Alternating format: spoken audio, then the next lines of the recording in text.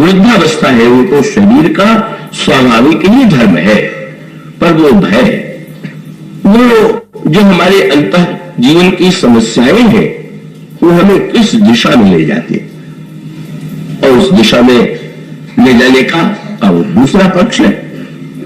जिस समय वन में प्रतापवान भटक गया, कपट मुनि से भेंट हो गई, और कपट मुनि पर जब बड़ी श्रद्धा हो गई तो कपट मुनि ने पूछ दिया कि आप कुछ चाहते हैं, और तब उससे ठीक मन से उल्टी मांग की।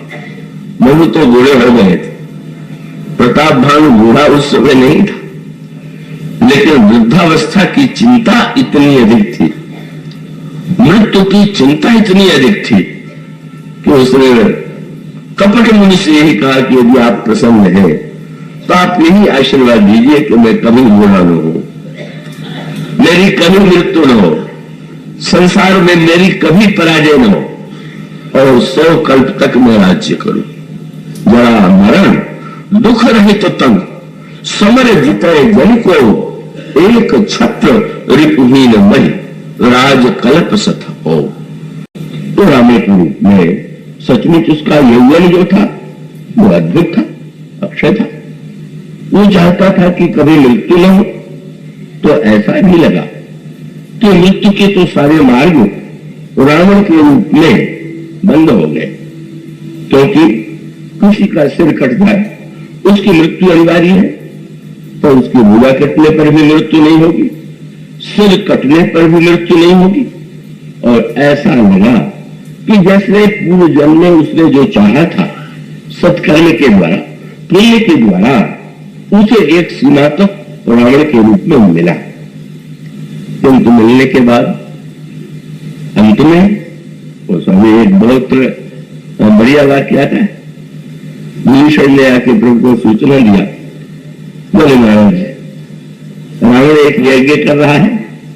प्रभु उसको आए, अच्छा वो तो बड़ा शुभ समाचार है, मैंने तो यही सुना था तुम्हारा भाई यज्ञों का विरोधी है, यज्ञों को नष्ट करता है, यज्ञ कर रहा है। पर विभीषण ने कहा प्रभु यज्ञ से क्या होगा, तो उसकी मृत्यु नहीं होगी। नाथ करे रावण एक यागा, तो होगा क्या, बोले सिद्ध भय नहीं मरी, अगर वो यज्ञ पूरा हो जाएगा तो नहीं मरेगा। तो प्रभु ने कहा कि ये तो संसार में अमरता की बड़ी तीव्र अभिलाषा होती है, तो विभीषण ने शब्द जोड़ दिया, सिद्ध भय नहीं मरी अभागा, अभागा नहीं मरेगा। अरे तो न मरना भाग्य का लक्षण है कि मर जाना। तो विभीषण का यही ऐसा कि उस व्यक्ति की मृत्यु जो है न होना उसके लिए भी दुर्भाग्य है, और संसार के लिए भी दुर्भाग्य। वो जब तक जीवित रहेगा तब तक शरीर के द्वारा दूसरों को कष्ट ही देगा, और आपके आने के बाद अगर आपके हाथों से नहीं मरेगा तो कभी न कभी तो मरेगा, पता नहीं किस तरह की मृत्यु हो। तो मैं तो यह समझता हूं कि यह रावण का दुर्भाग्य मनो चिंतन की एक दिशा है कि जब हम शरीर को ही सब कुछ मान लेते हैं, शरीर को साधन मान करके सत्कर्म करें, सेवा करें और पुरुषार्थ करें, भक्ति करें, भगवान को पाने की चेष्टा करें, तो शरीर का सबसे बड़ा सदुपयोग है। और शरीर को ही केंद्र मान करके हमारा लक्ष्य केवल शरीर में ही हो जाए, यही दशमुखत्व है। और अंतिम परिणाम तो ये होता ही है कि उसके शरीर का विनाश होता है। तो मानो रावण में या जो भी व्यक्ति केवल शरीर को ही स्थिर रखने के लिए व्यग्र है, उसने सही दिशा का चुनाव नहीं किया। मन के समान यदि सर्वत्र भय है, यदि वो तो अभाव में संकेत किया गया कि जो वृत्तियां हैं, भय की वृत्ति, चिंता की वृत्ति, ये वृत्ति, दुख की वृत्ति, ये तो बड़ी व्यापक है। कौन दुखी नहीं होता, कौन चिंतित नहीं होता, कौन भयभीत नहीं होता। लेकिन बहुत बढ़िया बात कही है, रामायण में कहा गया ये जो वृत्तियां हैं इनका भी हम सदुपयोग कर सकते हैं। मन के जीवन में दुख हुआ, होली में विषय विराग, भूल में शतबा चौथपन, हृदय बहुत दुख लाग। पर वो दुख कितना कल्याणकारी हो गया, ज्ञानी हुई। हमने अभी ईश्वर को नहीं पाया, भक्ति जीवन में पूरी तरह चरितार्थ नहीं हुई, और वो दुखों में भगवान की प्राप्ति करा देता है। विश्वामित्र के मन में चिंता हो गई, वादी तनय मन चिंता व्यापी। मुनि थे पर चिंता तो आ ही गई, पर वो चिंता भी उन्हें अयोध्या में श्री राम को पाने के लिए प्रेरित करती है, और अयोध्या में वो श्री राम को लेकर के लौट आते।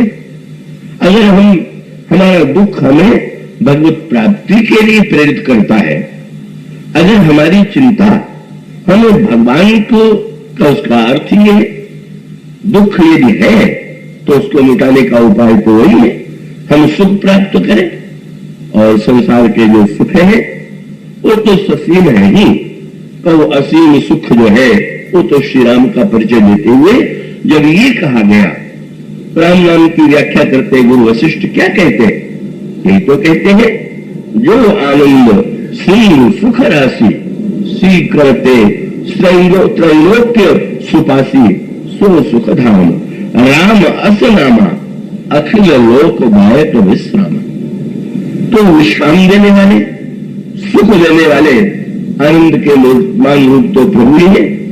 तो ये दुख और ये चिंता धनी है जो व्यक्ति को, जो चिंता मणि को मिला दे।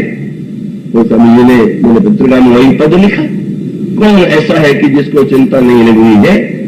रामायण में भी कहा गया, चिंता सांपिनी को नहीं खाया। तो गोस्वामी जी विनय पत्रिका में कहते हैं, उपाय तो यही है, तुलसी चित्त चिंता न मिटे, मनु चिंता मणि पहचाने। चिंता है तो चिंता मणि की खोज कीजिए। चिंता अगर सर्पिणी है तो हमारी तो मान्यता है कि सर्प में मणि होती, और सर्प का विष यदि व्यक्ति को मारता है तो मणि जीवित कर देती। तो मानो चिंता में भी अगर चिंतामणि कौन सी है? राम भगवती चिंतामणि सुंदर बसई गरुड़ जाके और अंतर, परम प्रकाश रूप दिन राती नहीं कुछ चाहिए दिया धुत राती। और वो दुख में सुख सिंधु में सराबोर कर दे, वो चिंता अगर हमें चिंता मणि की प्राप्ति करा दे तो दुख भी दंड है, चिंता भी दंड है। सर्वत्र बताया भट्टदेव जी ने, भय ही भय है, और भय ही भय है तो क्या उपाय है? आप पढ़ते हैं वो प्रसंग तो आप अनेक रूपों में कई बार सुन चुके होंगे। सुग्रीव ने भगवान श्री राम से यही कहा कि हम तो सुख संपत्ति परिवार बढ़ाई सब छोड़ करके आपको भक्ति करना चाहते हैं। क्यों भाई? बोले ये सब राम भगति के बाधक, कहीं संत तो पद अवराधक। महाराज संत लोग कहते ये सुख संपत्ति परिवार बढ़ाई ये सब तो भक्ति में बाधक है। किंतु ये पंक्ति तो अनेक लोग दोहरा देते हैं। कई बार लोग क्या करते हैं कि दुख बहुत अच्छा है, पर वो वाणी से कहना कि दुख बहुत अच्छा है, विपत्ति बहुत अच्छी है। पर सचमुच जब दुख आता है, विपत्ति आती है, कौन व्यक्ति है ऐसा कि वो संपत्ति नहीं चाहता, सुख नहीं चाहता? भगवान ने एक सूत्र दिया सुग्रीव को कि सुग्रीव, अगर ये मान लिया जाए कि जिनके पास संपत्ति नहीं है, सुख की सामग्री नहीं है, जिनको बड़प्पन नहीं है, वो धन्य हो जाते हैं।